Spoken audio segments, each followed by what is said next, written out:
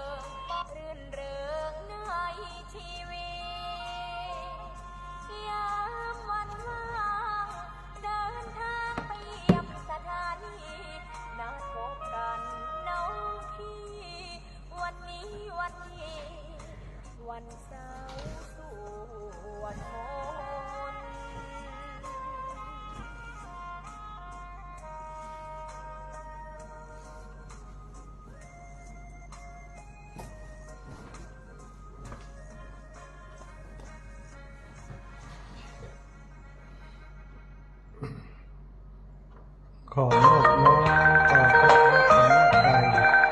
แก่ชาวสามัญชนกันน้อมเอาคุณพระพุทธเจ้าคุณพระธรรมเจ้าคุณพระสังฆเจ้าคุณพระอรหันตเจ้าอริยสงฆ์เจ้าจุตนจุองค์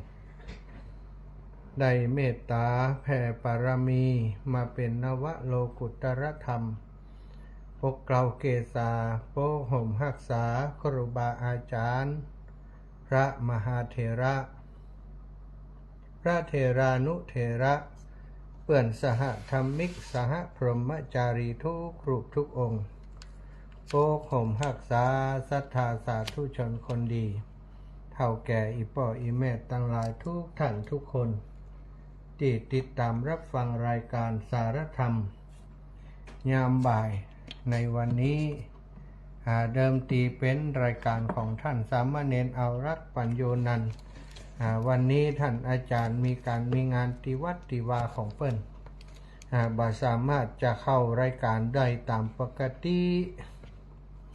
ได้ติดต่อมาขอให้อาตมาภาพได้สำรองจัดรายการแทนไปก่อนวันนี้จริงๆแล้วก็มีภาระธุระ ที่จะต้องดำเนินการที่จะต้องทำเหมือนกันเนาะสตาช่วงนี้ก็การงานการรดน้ำดำหัวครูบาอาจารย์ก็ยังมีอยู่ยังต้องไปรดน้ำดำหัวครูบาอาจารย์คารวะดำหัวครูบาอาจารย์ในพื้นที่ก่อนนัดหมายว่าจะไปกันเวลา3 นาฬิกาบ่าย3:15 นาฬิกาเนาะก็ต้องมาจัดรายการ ก็คงจะขยับเลื่อนไปจัดไปคารวะดำหัวในช่วงของตอนเย็นคงจะพอมีเวลาศรัทธาญาติโยมอีป่อยอีแม่ทั้งหลายพบปะกันวันนี้ก็ถือว่าเป็นอยู่ในช่วงของวันสำคัญดังประเพณีบ้านเฮาเนาะสงกรานต์ก็มีอยู่วันนี้ก็ถือว่าเป็นวันสำคัญเนาะในเทศกาลสงกรานต์นี้เพราะว่าวันนี้ตามปฏิทินล้านนาเพิ่นบอกว่าเป็นวันที่เป็นวันพญาวันเนาะศรัทธาญาติโยมเป็นวันพญาวันแล้ววันนี้ก็เป็นวันพระด้วยบางที่ว่างแห่งก็ถือเอาวันที่15ที่ผ่านมาเป็นวันพญาวันแต่ตามปฏิทินล้านนาแล้วเพิ่นกล่าวว่าวันนี้วันที่16เนี่ยเป็นวันพญาวัน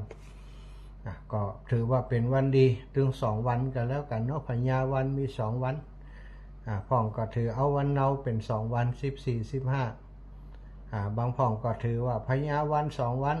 14 15 15 16เนาะ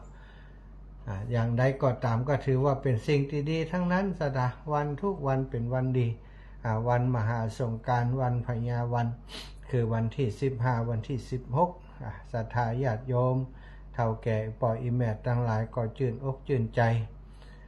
ชื่นบ้านหวานใจติลูกหลานได้มาเอี่ยวมาแวะมาหามาดำหัวคนเฒ่าคนแก่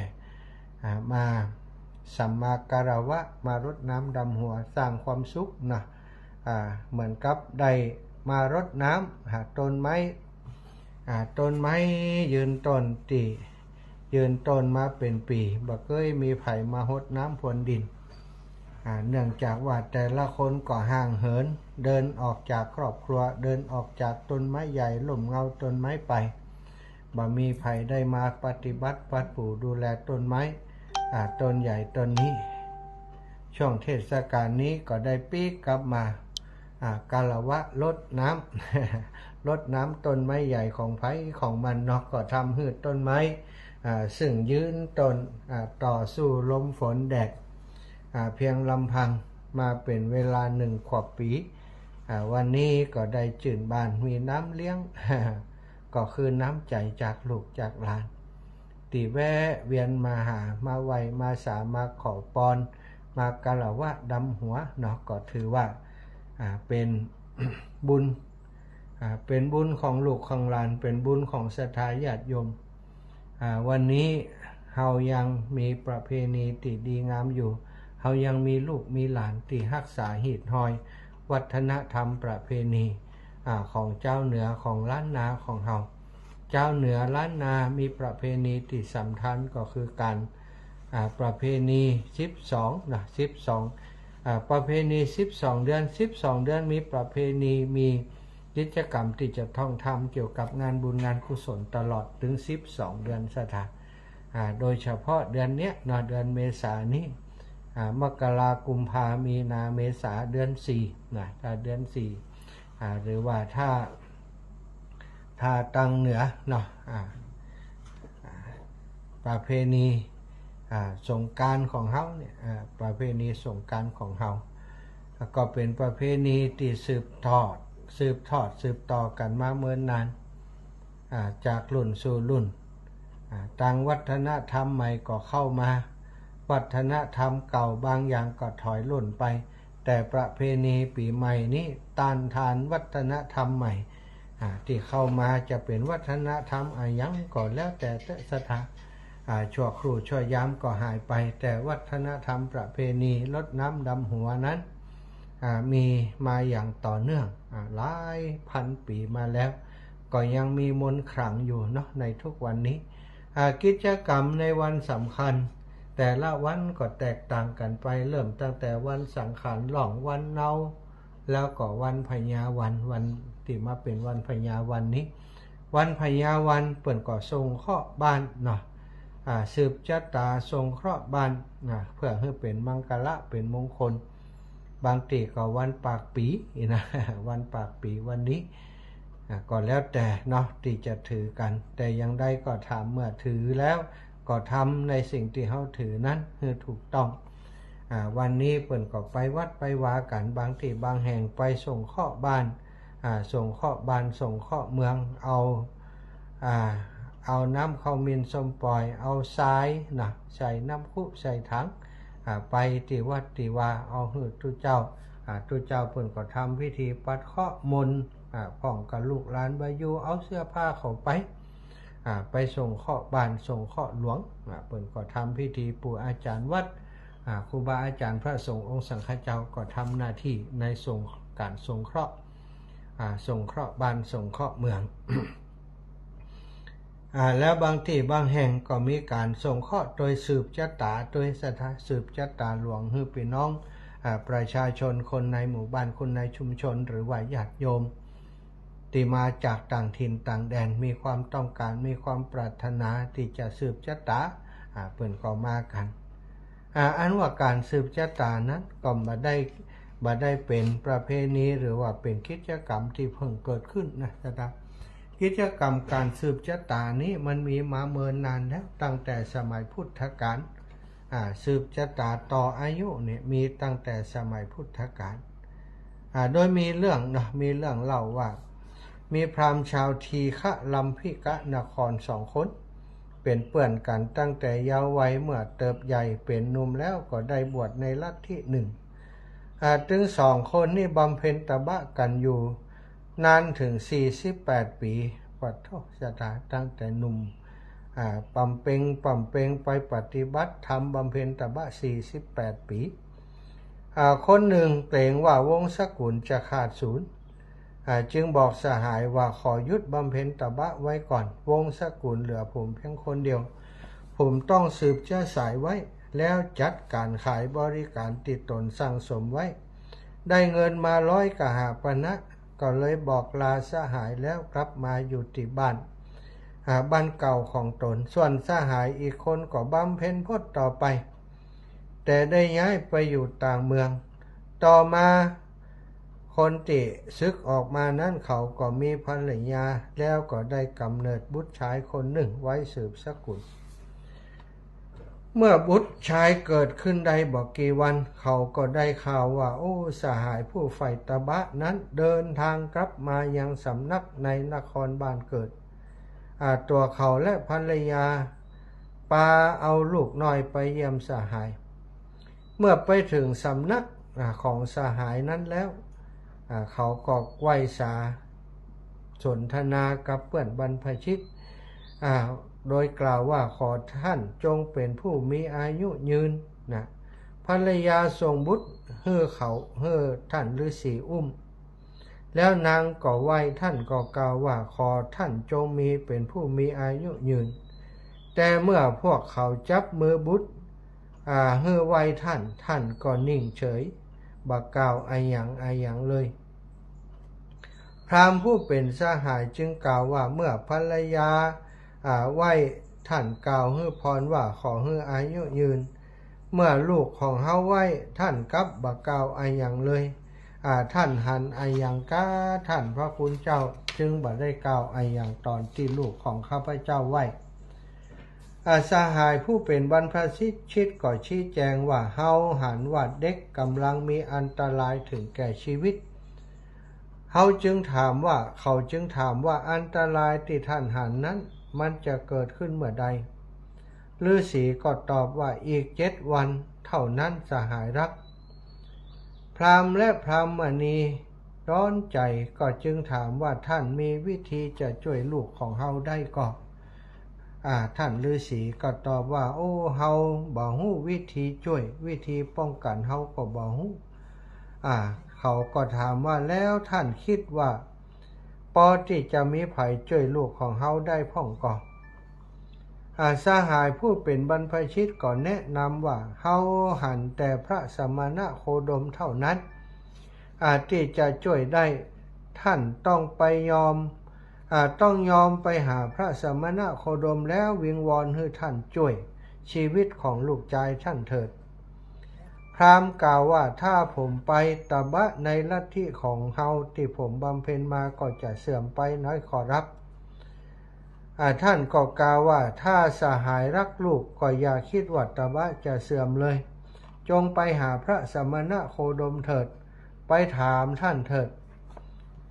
คือสหายบรรพชิตผู้นี้รู้ลัทธิของตนหันภัยของเด็กแต่บ่ฮู้วิธีช่วยเขายอมรับว่าพระสมณโคดมทรงฮู้มากกว่าเขาฮู้แน่นอนจึงได้แนะนำเพื่อนผู้เป็นสหายไปหาพระสมณโคดมหรือว่าพระพุทธเจ้าของเฮานั่นเองสถานสมัยนั้นพระพุทธเจ้าประทับอยู่ณกุฏิในป่าซึ่งอยู่ในเขตนครทีฆลัมพิกะพราหมณ์ทราบแล้วก็ละทิ้งลัทธิของตนไว้รีบนำลูกน้อยไปพร้อมกับภรรยาเข้าเฝ้าติกุฏิชายป่านั้นเมื่อพราหมณ์และภรรยาไหว้พระศาสดาก็ตรัสว่าท่านจงมีอายุยืนเถิดแต่เมื่อจับมือของบุตรฮือไหว้พระศาสดาพระองค์ทรงกลับนิ่งบ่ตรัสอะไรอย่างเลยเขาทูลถามข้อสงสัยนั้นพระพุทธเจ้าก็ตรัสว่าเด็กกำลังมีอันตรายจะมีชีวิตอยู่อีก7 วันพราหมณ์ก็ทูลถามว่าทรงรู้วิธีช่วยเหลือหรือป้องกันภัยลูกของกระผมบ้างไหมพระเจ้าค่ะพระพุทธองค์ก็ตรัสตอบว่าเฮารู้วิธีช่วยเหลือเขาจึงทูลถามว่าต้องทำอย่างใดพระเจ้าค่ะพระบรมศาสดาก็ทรงแนะนำว่าขอให้ท่านกลับไปทำปลัมหรือว่ามณฑปในบริเวณนอกบ้านของท่านจัดตั้งไว้กลางปลัมเฮาจะให้บุตรของท่าน นอนอยู่บนตังจงจัดทำที่นั่ง8หรือว่า16ที่ล้อมรอบตังนั้นไว้เฮาจะส่งสาวกของเฮาไปนั่งล้อมบุตรของท่านไว้เพื่อสาวกทำปริตในที่นี้เพื่อภิกษุผู้มีศีลนั่งเป็นวงล้อมป้องกันมนุษย์การนั่งล้อมเป็นวงนั่นแหละคือการทำพระปริตได้แก่การป้องกันปริตในความหมายว่าป้องกันภัยบ่ใจสวดพระปริตอย่างที่เฮาทำกันทุกวันนี้ตลอด7 วันติดต่อกันอันตรายของทุกท่านจะบ่เกิดขึ้นพราหมณ์และภรรยาก็ดีใจเป็นล้นพ้นที่พระพุทธเจ้าทรงช่วยชีวิตลูกน้อยจึงได้รีบกลับไปบ้านแล้วดำเนินการตามนั้นเหตุที่พระศาสดาทรงแนะนำเช่นนี้เพราะทรงรู้ว่ามียักษ์ตนหนึ่งจะจับเด็กคนนี้กินคืออวรุทยักษ์ ได้ปรนนิบัติบำรุงท้าวเวสสวรรณมหาราชผู้เป็นเทวราชาแห่งยักษ์อยู่นาน12 ปีเป็นที่พอใจของพญายักษ์เป็นอย่างมากเมื่อจะพ้นจากหน้าที่ไปก่อนในการเดียวกันกับที่มารดาบิดาของเด็กไปไหว้สหายบรรพชิตท้าวเวสสุวรรณมหาราช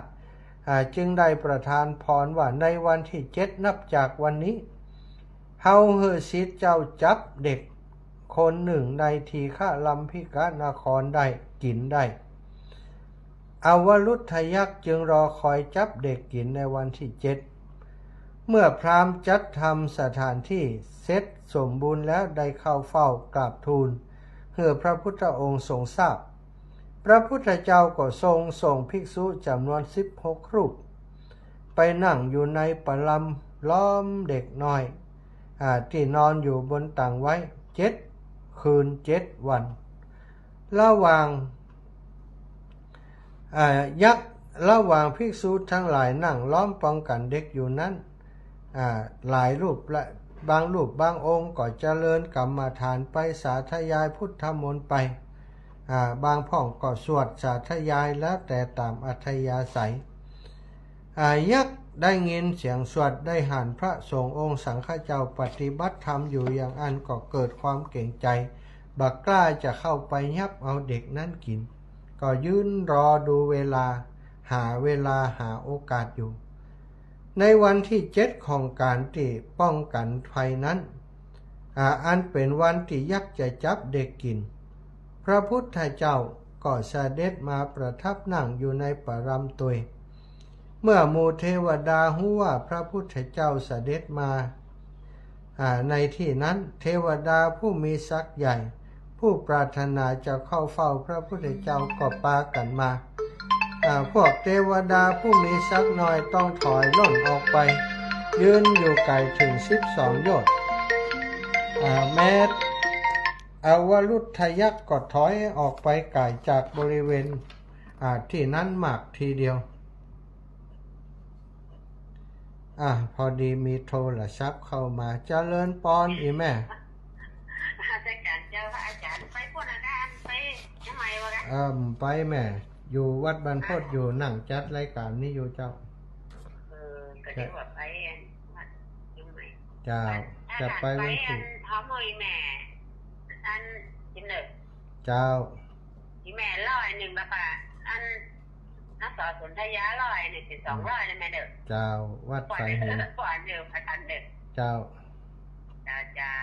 สาธุเจ้าเจ้า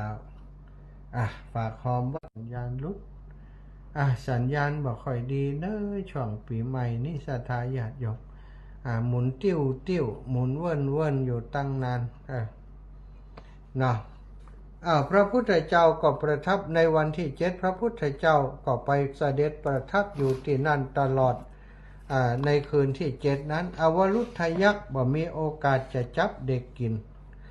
เมื่ออารุณวันใหม่ปรากฏขึ้นเป็นอารุณวันที่8วันที่8แล้วปอนที่ยักษ์ได้รับก็สิ้นสุดลงพราหมณ์และภรรยาอุ้มเด็กไปถวายบังคมพระพุทธเจ้าพระศาสดาก็ทรงตรัสว่าขอหนูน้อยคนนี้จงมีอายุยืนเถิดพราหมณ์ก็ทูลถามว่าลูกของหม่อมฉันจะมีอายุยืนเท่าใดพระเจ้าข้าพระองค์ก็ทรงตรัสว่า120 ปีพวกเขาจึงตั้งชื่อของบุตรว่าอายุวัฒนกุมารแปลว่าเด็กชายผู้มีอายุยืนเขาจะมีอายุเจริญขึ้นตามลำดับแล้วเป็นพุทธมามกะมีอุบาสก500เป็นบริวารพระพุทธเจ้าและภิกษุทั้งหลายได้เสด็จออกจากนครไปหลายปีต่อมาพระพุทธเจ้าเสด็จกลับมาที่นครนี้อีกอายุวัฒนกุมารก็พาหมู่อุบาสกเข้าเฝ้าพระพุทธเจ้าหมู่ภิกษุหันแล้วก็สนทนากันว่าโอ้อุบาสกท่านนี้เคยถูกพยากรณ์ว่าจะตายภายใน7 วันแต่เขาบัดตายโตเป็นหนุ่มแล้วก็มีอุบาสกติดตามแวดล้อมจำนวนมาก เหตุให้สัตว์เจริญโดยอายุมีอยู่แน่ๆพระพุทธเจ้าทรงทราบแล้วก็ตรัสว่าภิกษุทั้งหลายสัตว์ผู้กราบไหว้ท่านผู้มีคุณย่อมมีความเจริญถึง4 ด้านมิใช่เจริญแต่อายุอย่างเดียวอุบาสกพ้นจากอันตรายแล้วดำรงอยู่จนตลอดอายุทีเดียวแล้วตรัสพระคาถาว่าธรรมะ4 ประการคืออายุวันนะสุขะพละย่อมเจริญแก่บุคคลผู้กราบไหว้ผู้อ่อนน้อมถ่อมตนต่อผู้ใหญ่ผู้เจริญแล้วเป็นนิจจบธรรมเทศนาอายุวัฒนะกุมารอุบาสกที่แวดล้อมอยู่ได้บรรลุโสดาปัตติผลและเป็นพระอริยจันโสดาบันท่านอธิบายพุทธพจน์นี้ว่าคฤหัสถ์บูชากราบไหว้ภิกษุหนุ่มสามเณรน้อยที่บวชแม้ในวันนั้นท่านเหล่านั้นภิกษุหนุ่มสามเณรก็จัดเป็นผู้เจริญหรือบรรพชิตอ่อนน้อมบูชากราบไหว้บรรพชิตที่แก่กว่าโดยการบรรพชาอุปสมบทก็จัดเป็นการบูชาท่านผู้เจริญเมื่ออายุหรือว่าชีวิตดินทรีย์เกิดจากกุศลกรรมปังก่อนคือตัวอายุช่วยรักษาให้ชีวิตดำรงอยู่และดำเนินไปเมื่อกราบไหว้อ่อนน้อมต่อผู้เจริญด้วยคุณธรรมก็เป็นพลังเสริมให้ธรรมะ4 ประการเจริญแก่ผู้นั้นยังเจริญอยู่ธรรม3คือวันนะผิวพรรณผ่องใสมีสง่าราศีมีชื่อเสียงมีคำสรรเสริญมีสุขความติดจิตใจบ่คล่องบ่คัดข้องพละคือเป็นผู้มีเรี่ยวแรงมีกำลังก็ยังชื่อว่าเจริญอยู่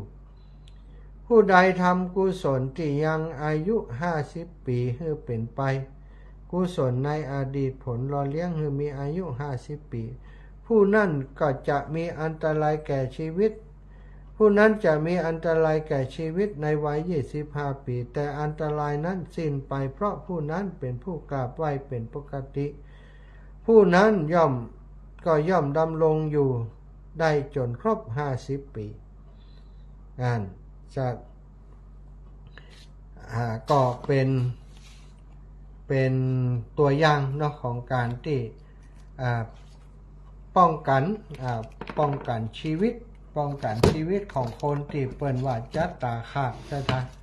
อันนี้ก็จัตตาขาดเพราะว่าจะมียักษ์มากินว่ามียักษ์จะมากินเด็กน้อยคนนี้ก็เลย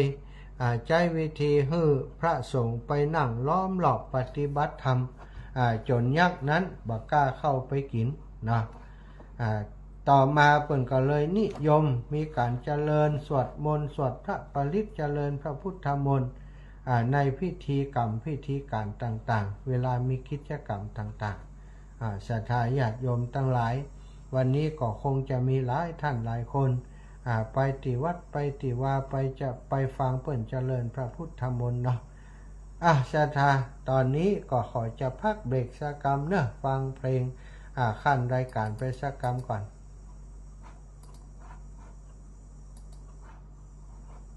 ฟังเพลงขั้นรายการไปสักกรรมเพลงมันหายไปใส่แล้ว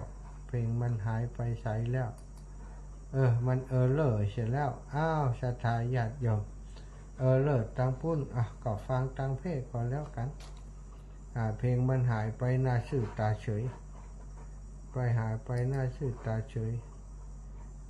วินแอมหายไปใส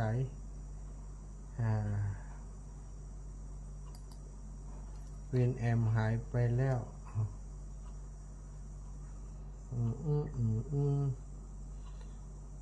ศรัทธาญาติโยมเดี๋ยวรอแป๊บหนึ่งฟังเพลงจากทางนี้ก่อนวินแอมมันหายไป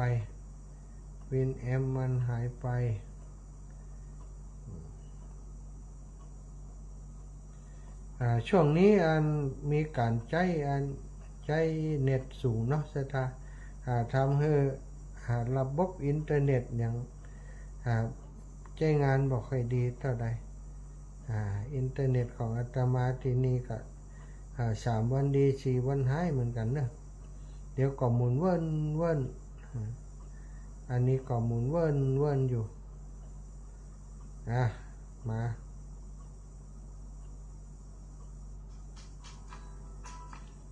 รอแป๊บหนึ่ง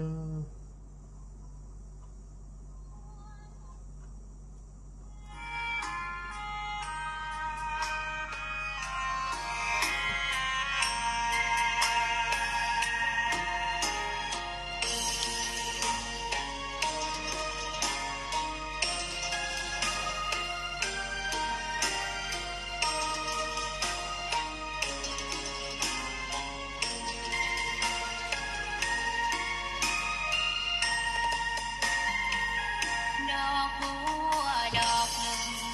ตึงใจไว้เพื่อบูชาแด่องค์พระศาสดาสัมมาสัมพุทธเจ้ามีความงามเหียบไม่เปรียบเทียบเขาเทียบเราใครมองไม่งามช่างเขาแต่เจ้าก็คือดอกบัวด้วยความสัตย์ซื่อยึดถือความดีเป็นหลักใครรักไม่รักก็ไม่จมปลักมองมัวเมื่อโผล่พ้นน้ำก็เห็นความงามในตัวไม่ยึดติดในตมชั่วขอเป็นดอกบัวดอกเดียวใครไม่มองว่าบัวงามเด่นแต่บัวก็เป็นดอกบัวทุกวันอย่างนี้ไม่อยากเด่นดังแต่มุ่งหวังในทางเด่นดีเกิดมาเพื่อสร้างบารมีถวายชีพนี้บูชาดอกบัวดอกน้อยเฝ้าคอยคนที่ใจบุญมาโอบเอื้อเกื้อกูลรู้ค่าของบุญเก็บบัวขึ้นมา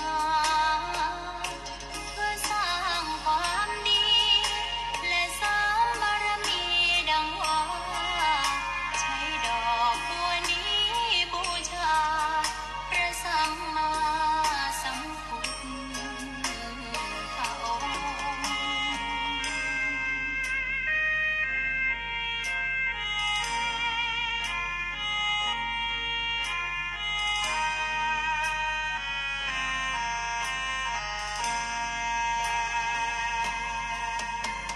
ใครไม่มองว่าบัวงามเด่นแต่บัวก็เป็นดอกบัวทุกวันอย่างนี้ไม่อยากเด่นดังแต่มุ่งหวังในทางเด่นดีเกิดมาเพื่อสร้างบารมีถวายชีพนี้บูชาดอกบัวดอกน้อยเฝ้าคอยคนที่ใจบุญมาโอบเอื้อเกื้อกูลรู้ค่าของบุญเก็บบัวขึ้นมาเพื่อสร้างความดีและสร้างบารมีดังว่าใช้ดอกบัวนี้บูชาพระสัมมาสัมพุทธอง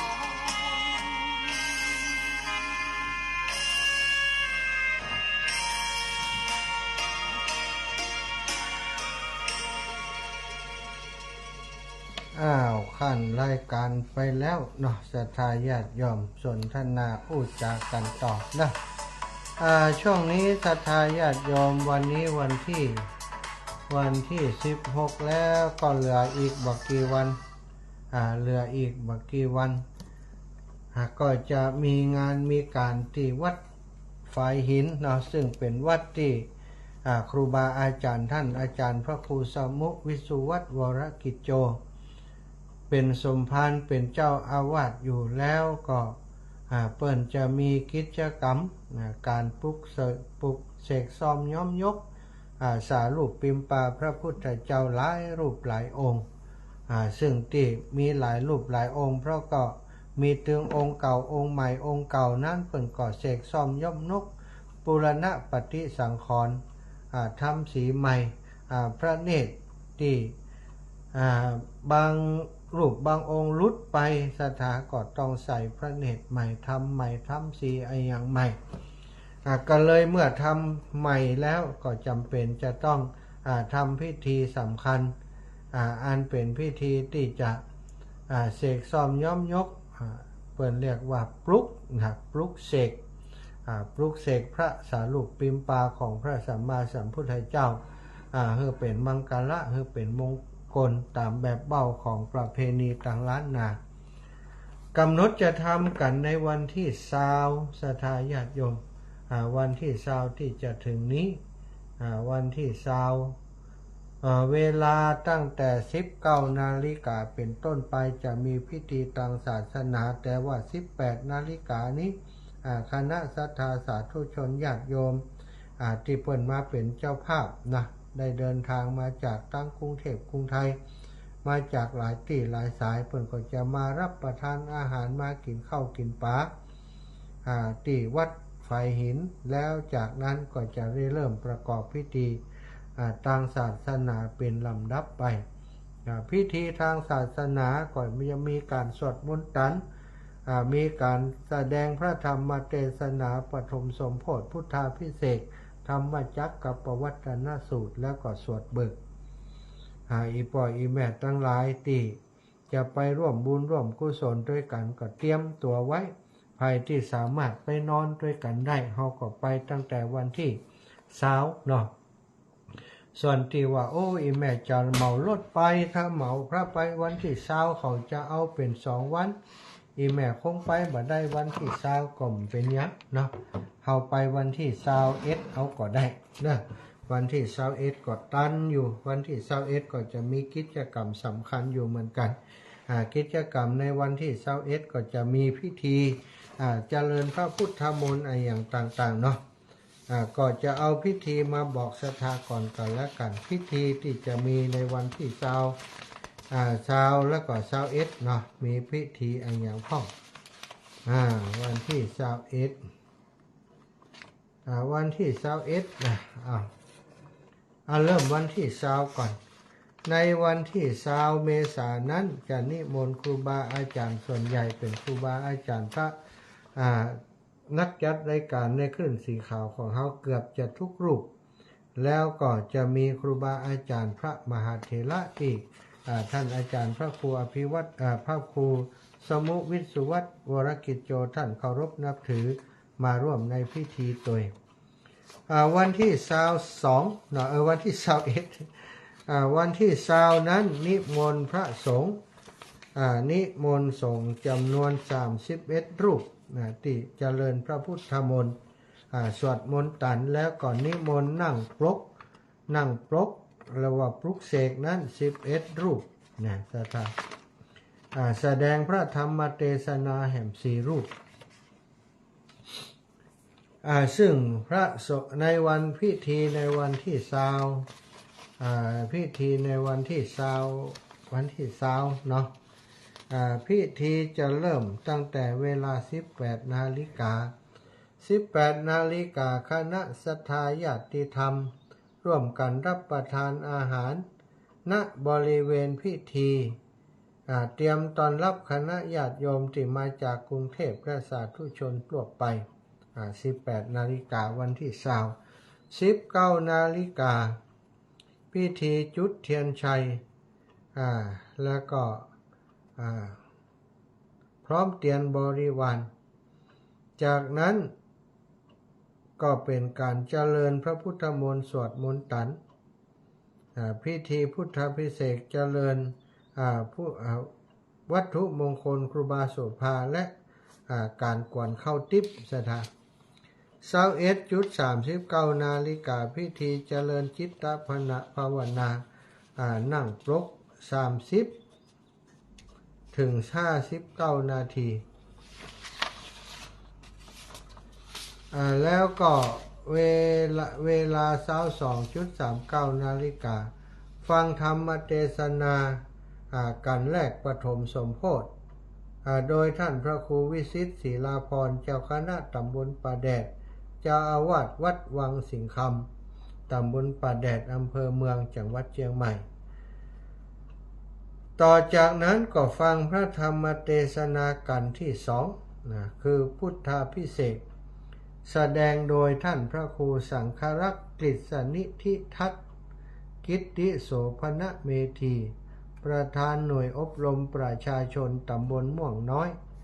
เจ้าอาวาสวัดสะปุงน้อยตำบลม่วงน้อยอำเภอป่าซางจังหวัดลำพูนและฟังธรรมเทศนากันและฟังพระธรรมเทศนากันที่3ธรรมจักรปวัตนสูตรโดยพระครูปัญญาสังฆการพระนิเทศพระธรรมจาริกผู้ช่วยเจ้าอาวาสวัดศรีโสดาพระอารามหลวงตำบลสุเทพอำเภอเมืองจังหวัดเชียงใหม่เสร็จเรียบร้อยก็เป็นการสวดเบิกโดยคณะสงฆ์จากวัดศรีภูมิมาวัดหมิ่งเมืองมูลอำเภอเมืองจังหวัดลำปางได้รับนิมนต์ให้ไปสวดเบิกในวันนั้นตัววันที่20พิธีก็จะตลอดทั้งคืน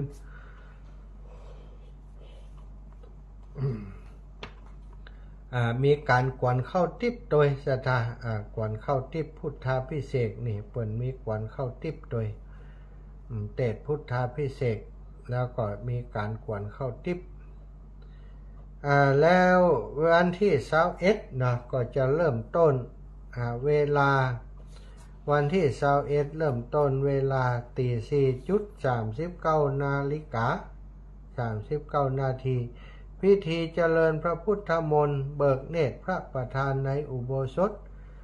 ไข่ตาพระเจ้าเริ่มตั้งแต่ 4:39 นาทีเป็นต้นไปมีการถวายข้าวทิพย์ที่ได้กวนเมื่อตอนพุทธาภิเษกกลางคืนนั้นถวายข้าวทิพย์ไทยธรรมแด่พระสงฆ์เวลา7 นาฬิกาถวายจังหันภัตตาหารเช้าแต่พระภิกษุสามเณรญาติธรรม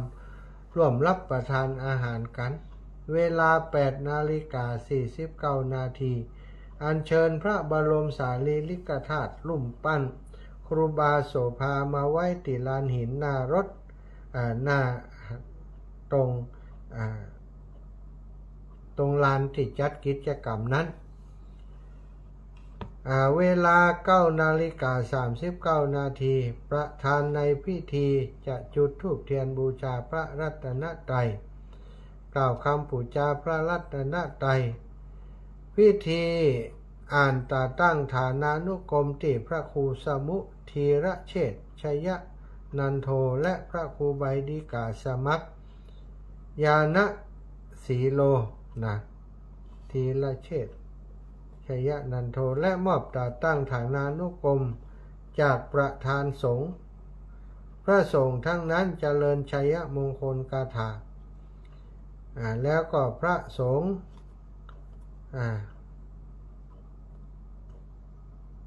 มีการอาราธนาพระปริตเจริญพระพุทธมนต์สวดมาติกาถวายบังสกุลจำนวน10 ผืน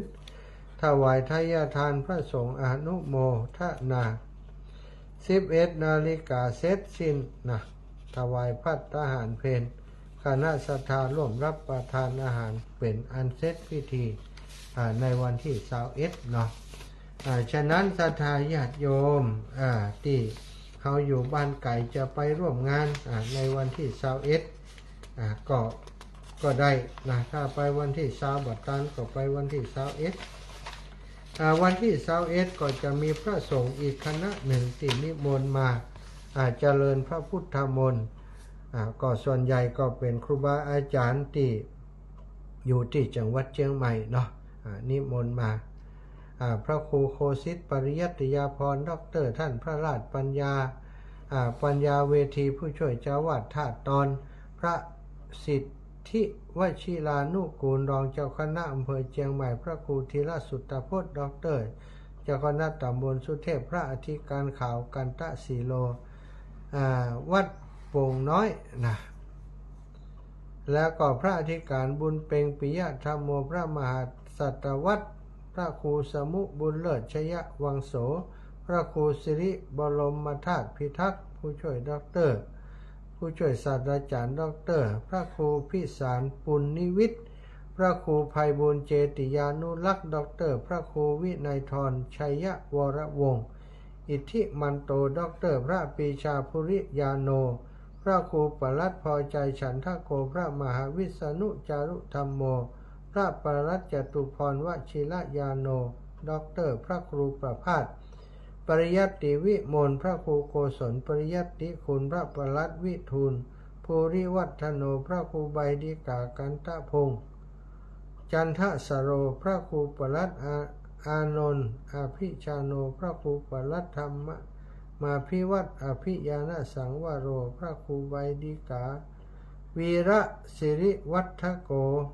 พระอาทิตย์อัคควังโสนะนิมนต์มาในวันที่21ศรัทธาฉะนั้นเนี่ยสั่งที่จะถวายครูบาอาจารย์ก็จะ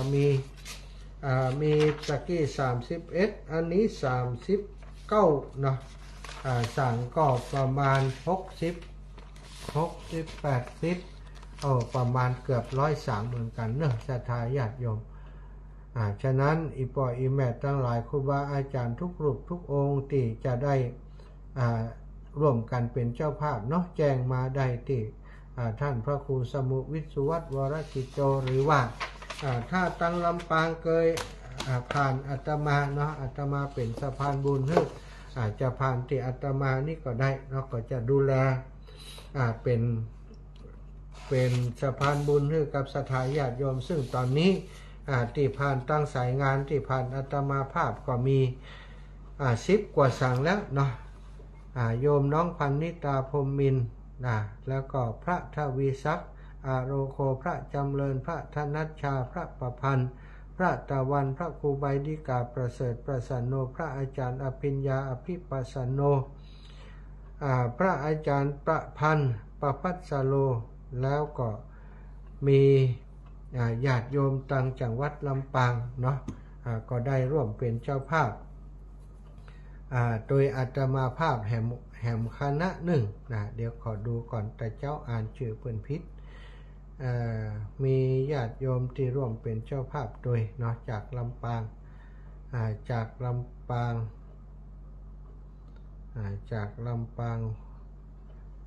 ญาติโยมที่ร่วมเป็นเจ้าภาพจากลำปางก็คือโยมแม่ทองเครือชัยคันธาชัยคันธามบัจใจชัยยานนท์ แต่เจ้าอ่านว่าชัยยานนท์แม่ทองเครือชัยคันธาพร้อมกับลูกหลานของเปิ้นนะศรัทธาญาติโยมได้เป็นเจ้าภาพตึงห้องน้ำได้เป็นเจ้าภาพตึงสังหรือว่าสำรับติดตานออกที่วัดฝ่ายหินเนาะแม่ทองเครือชัยคันธานางสุรภาอัมพันธ์นายคมฤทธิ์อัมพันธ์นายสุรชาตินางวาสนาอุปปนางสาวธัญพัฒน์กีรตาพันกุล1 ชุด 1,000 บาทอนุโมทนาบุญเนอะศรัทธาสาธุชนทุกท่านทุกคนที่มาเป็นเจ้าภาพร่วมกันมีท่านอื่นๆมีคุณโยมจากตัง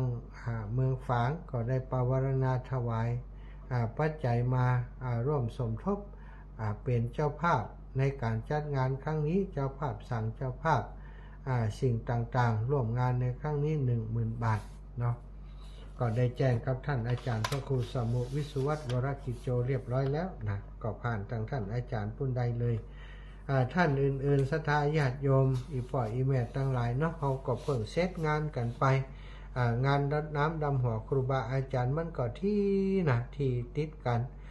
อันนั้นวันที่8อันนี้วันที่20ก็เกรงใจศรัทธาญาติโยมถ้าศรัทธาญาติโยมอีแม่บ่สามารถจะรับเป็นสั่งได้แล้วอาจารย์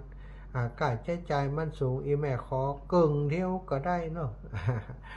รับผิดชอบเป็นกึ่งก็ได้ศรัทธารับผิดชอบประมาณสัก100-200นี่ก็ มีปัญหาอย่างเนาะสมทบร่วมบุญกันไปก็ฝากประชาสัมพันธ์ครับพี่น้องทางเชียงใหม่ที่เฮาได้ใจบริการได้ฟังรายการธรรมะจากคลื่นของวัดไฟหินไปแอวฮื้อกำลังใจครูบาอาจารย์กันนักหลายๆเพื่อจะได้ให้เพิ่นมีกำลังในการทำงานเพื่อศาสนาในการจัดรายการตั้งสถานีวิทยุท่านพระครูสมุวิสุวัฒน์วรกิจโจเพิ่นบ่ได้จัดรายการแต่ก็ได้ทำหน้าที่เป็นช่างเทคนิคเนาะเป็นฝ่ายบริการในกิจกรรมการเผยแพร่มาโดยตลอดศรัทธาญาติโยมก็ต้องขอนับถือในน้ำใจของท่านอาจารย์รายการก็บ่ได้จัดแต่ก็มีน้ำใจในการเปิดสถานีเนาะคนอื่นๆเปิดมาจัดรายการแล้วก็คอยดูแลเป็นธุระต่างๆเสียงบดีก็คอยจะพอคอยดูแลมาโดยตลอดอันนี้คือท่านอาจารย์ใหญ่ท่านพระครูสมุวิสุวัฒน์วรกิจโจซึ่งเป็นผู้ที่น่าเคารพนับถือในน้ำใจความเสียสละของท่านเป็นอย่างสูง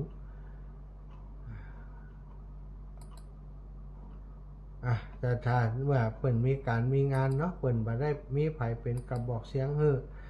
อาตมาก็อาสาท่านอาจารย์ว่าบ่เป็นหยังผมเข้ารายการหยังผมก็จะพยายามประชาสัมพันธ์กับท่านอาจารย์เอาเนาะอาจารย์ก็เกาะเอาคนเดียวเถอะเอาไปออกอากาศเอาคนเดียวอาตมาจัดรายการที่ลำปางก็พยายามประชาสัมพันธ์ให้เจ้าลำปางเพิ่นได้รับรู้ข่าวสารงานบุญในครั้งนี้เพื่อจะเป็นประโยชน์แก่การช่วยเหลือกันเนาะวัดไฟหินก็ถือว่าเป็นวัดใหญ่เป็นเครือข่ายของคลื่นสีขาวของเฮาที่เป็นสถานีหลัก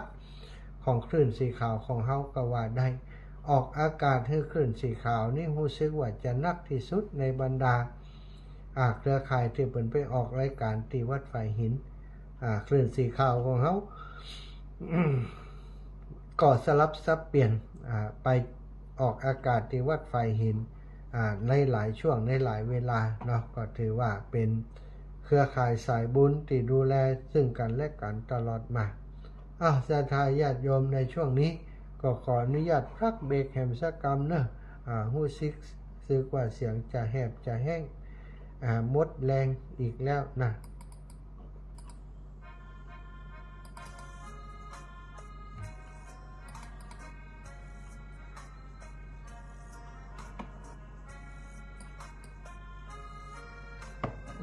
ศรัทธาญาติโยมท่านสาธุชนคนดีตั้งหลายพบปะกันในชั่วโมงที่2นะชั่วโมงที่2วันนี้ก็คลุกคลักนิดหน่อยเน้อ หล่นเข้าหล่นออกมีศรัทธาญาติโยมมาคารวะดำหัวเนาะบันทึกเสียงอยู่นี่จัดรายการอยู่นี่ก็มีศรัทธาญาติโยมมาหาอยู่ตลอดก็เลยจำเป็นต้องมีเพลงขั้นรายการถ้าบ่ขั้นรายการก็รายการก็จะเงียบจะยุดไปเนาะศรัทธาญาติโยมก็ขอบคุณครับศรัทธาญาติโยมติดตามรายการของครอบครัวขึ้นสีขาวของเฮามาโดยตลอดในทุกภาคทุกช่วงเวลาบ่ว่าจะเป็นช่วงเจ้ามืดตี 3ถึงตี 5ถึง 6-7 นาฬิกาเนาะก็ติดตามกันอยู่ตลอดเจ้าวันนี้ก็ได้ติดตามรับฟังท่านอาจารย์พระสาธิตธีระปัญโยสถาบันธรรมาภิวัตรได้เข้ารายการได้จาเรื่องบริบทต่างๆของสังคมปีใหม่สงกรานต์มีเรื่องราวต่างๆมากมายเกิดขึ้นก็มีเรื่องตึงเรื่องดีและเรื่องตีมันบาดีคนที่ทำบาดีคนที่แหกข้อแหกกฎระเบียบเนาะแต่งตัวบ่เหมาะสมก็ดีทำกิจกรรมลวนลามกันอย่างกันนี่ก็เป็นเหตุการณ์ที่มีการนำมาลงสื่อ โซเชียลต่างๆฮือได้ฮู้ฮือได้หันฮือได้รับทราบนะเมื่อฮู้แล้วบางทีเขาก็บัดน่าจะเกิดเหตุการณ์อย่างอีกทำไมยุคนี้สมัยนี้ถึงเกิดเหตุการณ์อย่างอีกมันก็มีหลายปัจจัยศรัทธาญาติโยมที่สำคัญก็คือเหล้ายา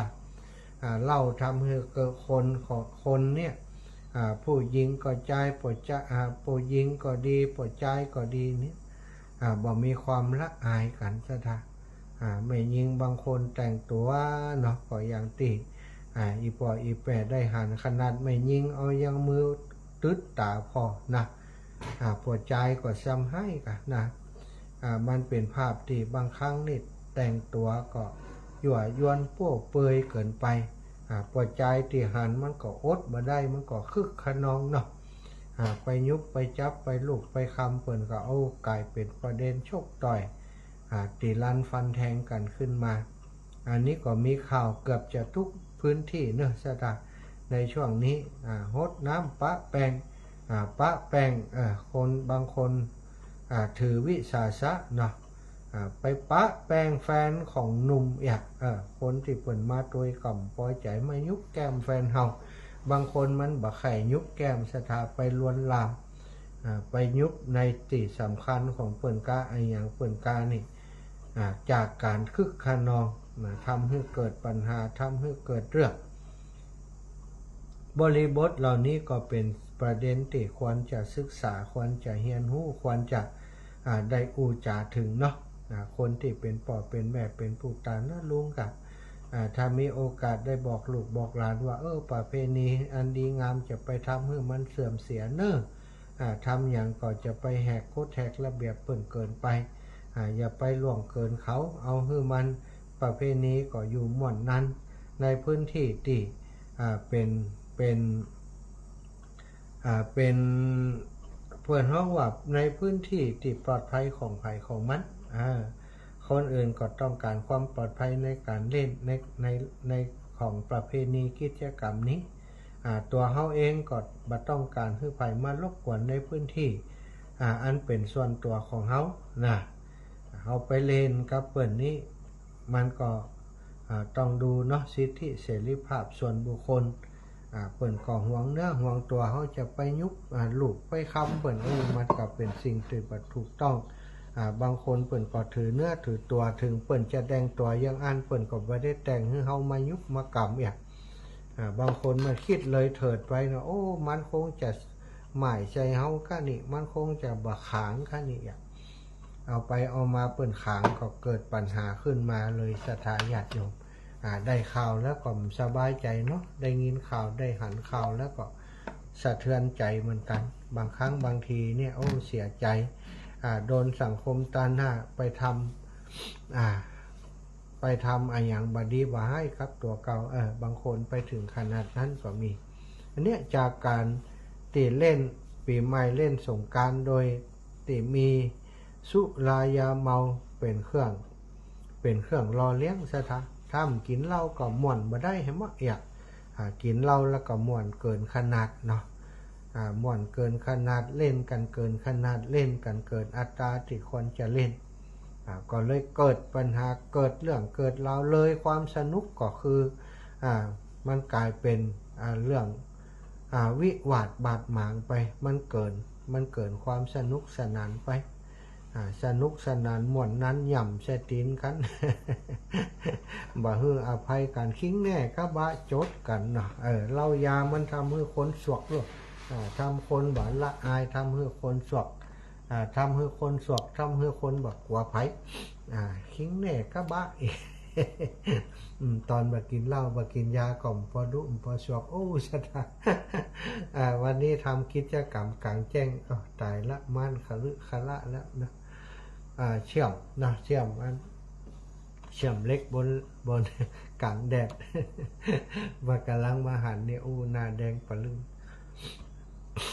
ก็ในช่วงปีใหม่ก็ถือโอกาสช่วงนี้นะทำกิจกรรมที่เป็นการพัฒนาวัดวาอารามไปโดยสถานวัดที่อาตมามาอยู่ก็คือวัดบรรพตสถิตที่นี่นั้นมีพื้นที่มันกว้างเนาะ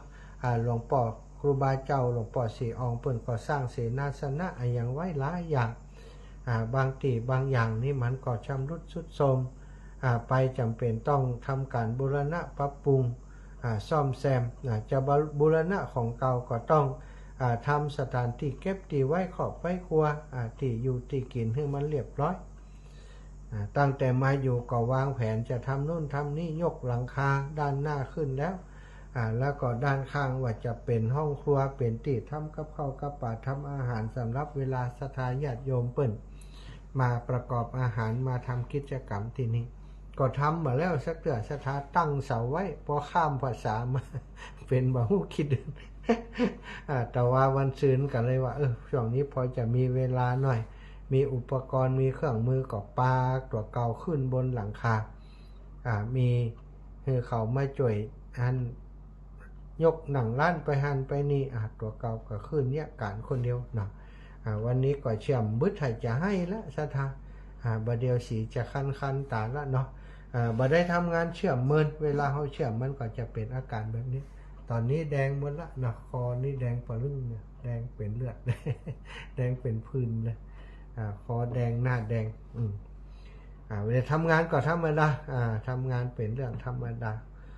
หน้าแดงหน้าดำกรรมกรนะกรรมกรทำงานก่อสร้างวันนี้นะเดียวก็จะไปกาลวะดำหัวครูบาอาจารย์หลวงพ่อเจ้าคณะอำเภอเมืองลำปางรองเจ้าคณะอำเภอเมืองลำปางส่วนทางพระมหาเถระต่างๆนั้นก็คงจะพุ่นหลังจากอันคนเปิ่นค่อยๆไปพุ่นก่อยไป หลวงพ่อจังหวัดเนาะหลวงพ่อจังหวัดนี่ท่านอาจารย์พระมหานพดลว่าจะไปพร้อมกับเจ้าคณะสงฆ์อำเภอวังเหนือนัดหมายกันวันที่19อีกนะก็คงตอนนั้นวันที่19นี้อาตมาน่าจะอยู่ที่วัดไฟหินอยู่แต่อาจจะไปมาเนาะวัดไฟหินก็อาจจะกลับมาวันที่19เดี๋ยวกับครูบาอาจารย์อาจจะได้ปิกมากาลวะดำหัวมาทำกิจกรรมอย่างที่ลำปางตุยวันที่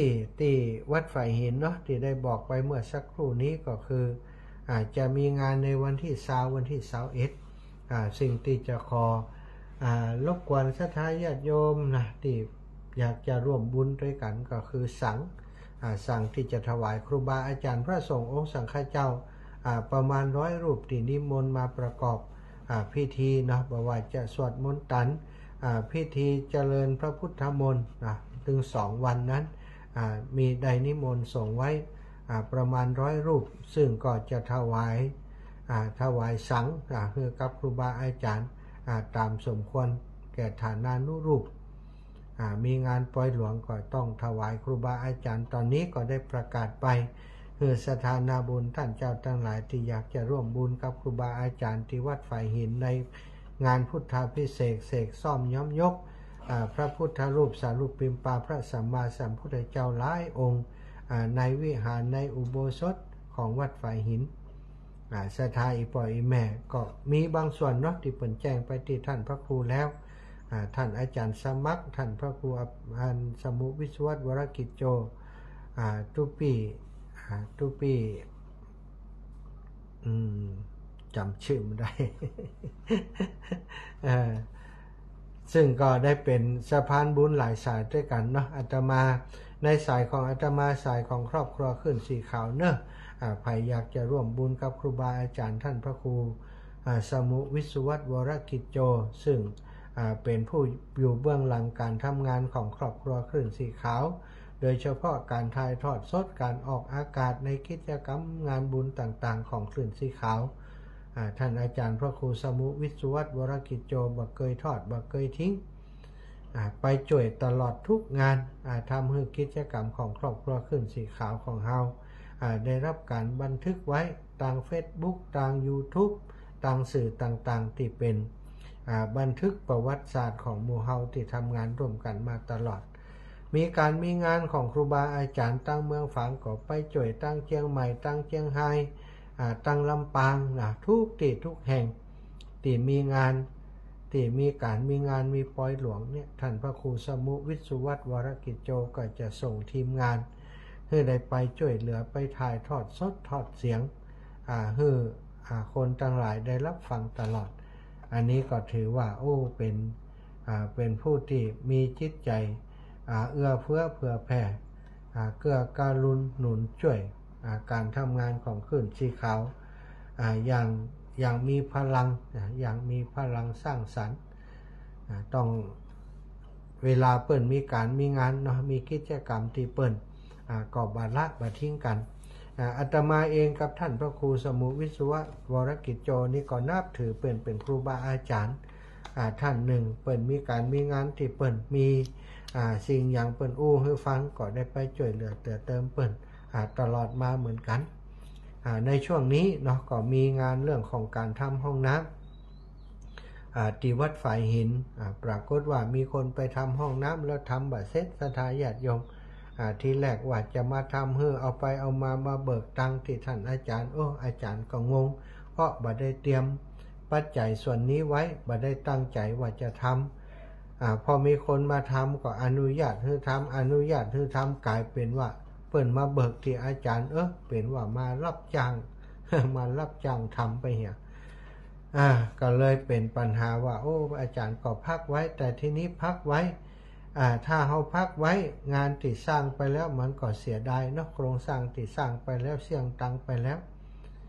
ก็เลยว่าบัดเดียวมันค้างอย่างของอาจารย์ก็ค้างหลังคากับติดตั้งสุขภัณฑ์ตลอดถึงการฉาบการก่อบางส่วนที่ยังบ่แล้วเสร็จก็เลยได้ไปเป็นเจ้ากี้เจ้าการดูแลให้ท่านอาจารย์ไปหาศรัทธาญาติโยมมาช่วยกันเนาะก็มีโยมแม่อมนวันเล้าคุณพอทราบข่าวทราบความลูกบ่าวของโยมแม่เปิ้นทำธุรกิจเต้นรถเปิ้นชอบทำบุญเปิ้นหุ่มทำบุญมีเฮงออโต้อีกกันเนาะอยู่ที่สันทรายพอได้ทราบข่าวว่าวัดฝ่ายหินมีปัญหาเรื่องสร้างห้องน้ำบ่เสร็จเปิ้นก็รับปากทันทีว่าผมจะขออนุญาตเป็นเจ้าภาพหลังคาก่อนเนาะหลังคาจะเสี่ยงสักตัวใดอาจารย์ก็บ่ฮู้เนอะไปพอเอาเองบ่แกกลับไปพอเลยนะเสถาไปดูเองที่วัดฝ่ายหินเอาฉลากไปดูกับประมาณการใช้จ่ายต่างๆตั้งศาลาเปิ้นว่า50,000 ปลาย50,000ก็ทำได้เปิ้น50,000 60,000เนาะเปิ้นก็เลยรับปากว่า65,000ไม่ใช่50,000 65,000เปิ้นรับปากแล้วก็ให้ศาลาทำซึ่งตอนนี้หลังคาสำเร็จเสร็จสิ้นไปแล้วส่วนของการก่อฉาบตั้งในแล้วก็ก่อตั้งนอกแล้วก็การฉาบก็รู้สึกว่าจะดำเนินการไปโดยดีตั้งในก็เสร็จไปแล้วบางส่วนละก่อนหน้าจะตันในงานนี้เนาะติดสุขภัณฑ์ติดอะไรอย่างแต่ตอนนี้ที่ค้างเปิ้นเนาะก็บอกให้ท่านอาจารย์ว่าให้มันเสร็จงานก่อนบ่เนาะเดี๋ยวก็จะรวบรวมปัจจัยมาถวายมาตอนนี้มันมีเวลาน้อยที่จะประชาสัมพันธ์ให้บอกบุญให้คนทั้งหลายได้รับทราบถ้าอย่างใดถ้ามันมีอันนี้อาจารย์ก็สำรองไปก่อนแต่รับปากว่าจะหามาชดใช้ให้ท่านอาจารย์นี่นะบ่ฮู้ว่าท่านอาจารย์พอจะมีสำรองก็บ่ฮู้แต่อย่างใดก็ตามก็ได้สั่งดำเนินการไปละสถานตอนนี้ประมาณการแต่ละห้องนะถึงสุขภัณฑ์ถึงที่เอาศาลามาเนี่ยเพิ่มเติมมาฉาบมาอย่างตีไปที่ห้องหนึ่งประมาณ 50,000 บาทมีอยู่4ห้องด้วยกันถ้าใครอยากจะเป็นเจ้าภาพด้วยกันห้องละ40,000 บาทเอา 40,000 บาท4ห้องเนาะ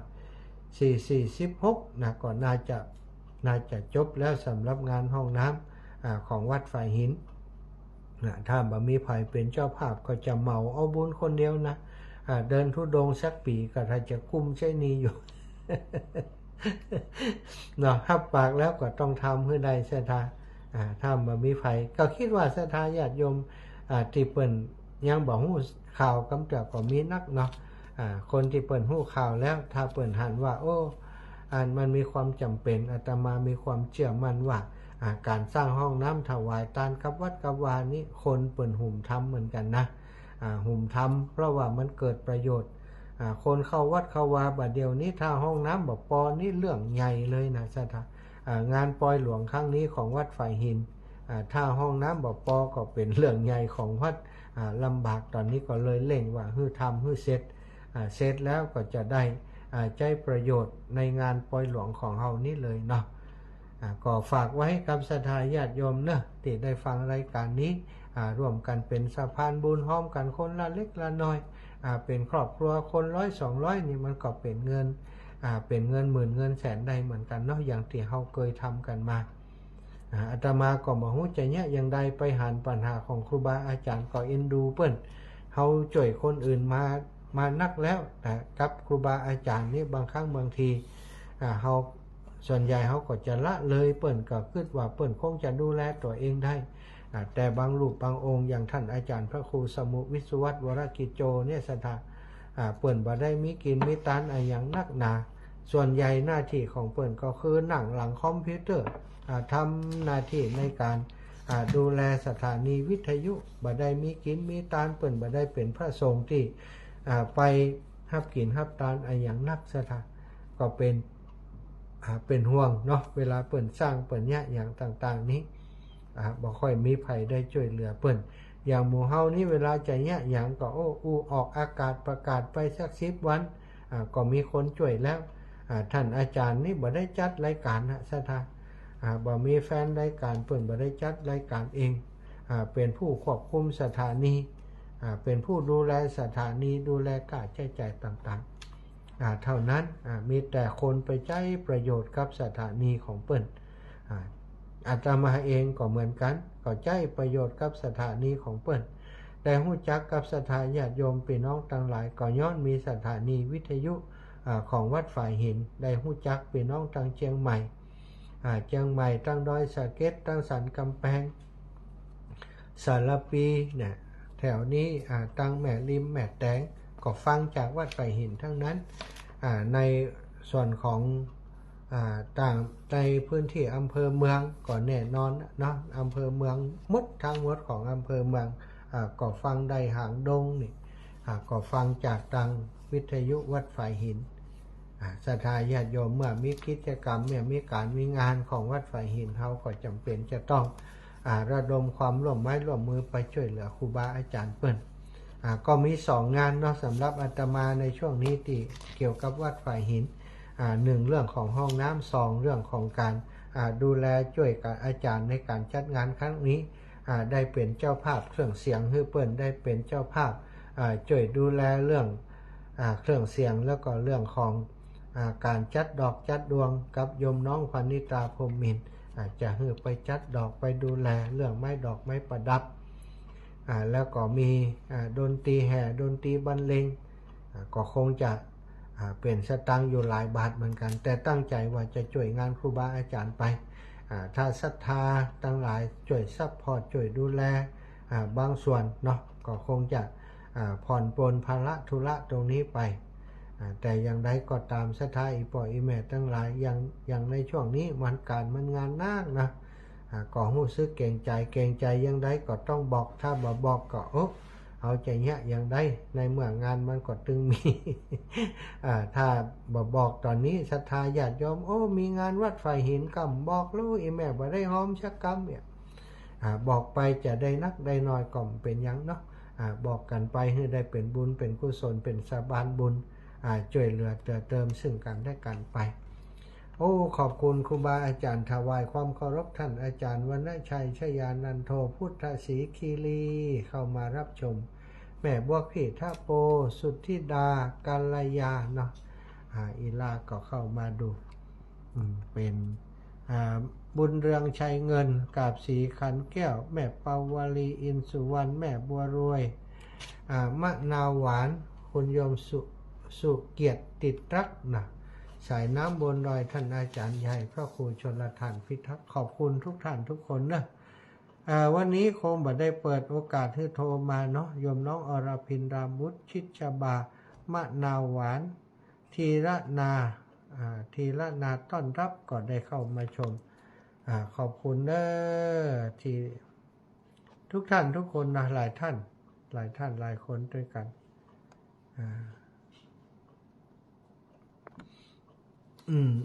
ศรัทธาญาติโยมตอนนี้เวลา ตอนศรัทธาที่บ่ได้เปิดโอกาสให้ศรัทธาญาติโยมได้โทรมาเพราะว่าคณะที่อาตมาออกอากาศทาง Facebook ไลฟ์อยู่นี้เป็นการบันทึกไว้นะบันทึกไว้ก็เดียวจะไปให้เปิดในช่วงเวลา 15 นาฬิกาเป็นต้นไปนะตอนนี้ก็ใกล้จะ 15 นาฬิกาแล้วฉะนั้นเดี๋ยวจะประสานงานกับน้องๆที่อยู่ทางสถานีก่อนเนอะสถาญาติโยมเพราะฉะนั้นสำหรับวันนี้เดี๋ยวคงจะเป็น30 นาทีหลังถ้าจะมาไปกาลวะดำหัวมาก็จะเข้ารายการเป็นรายการสดเนาะแต่ถ้ากลับมาบัดตันอย่างใดก็ฝากดีเจแต่ละสถานีนำสารธรรมอย่างอื่นมาออกในช่วงนั้นก็ได้เอาละสำหรับวันนี้ก็ขอความสุขสวัสดีบังเกิดมีแก่ศรัทธาหน้าบุญทุกท่านทุกคนศรัทธาอีพ่ออีแม่ทุกท่านทุกคนติดตามรับฟังรายการจัตตารโอธรรมาวัฏันติอายุวันโนสุขังพลังนิพพานังปะระมังสุขัง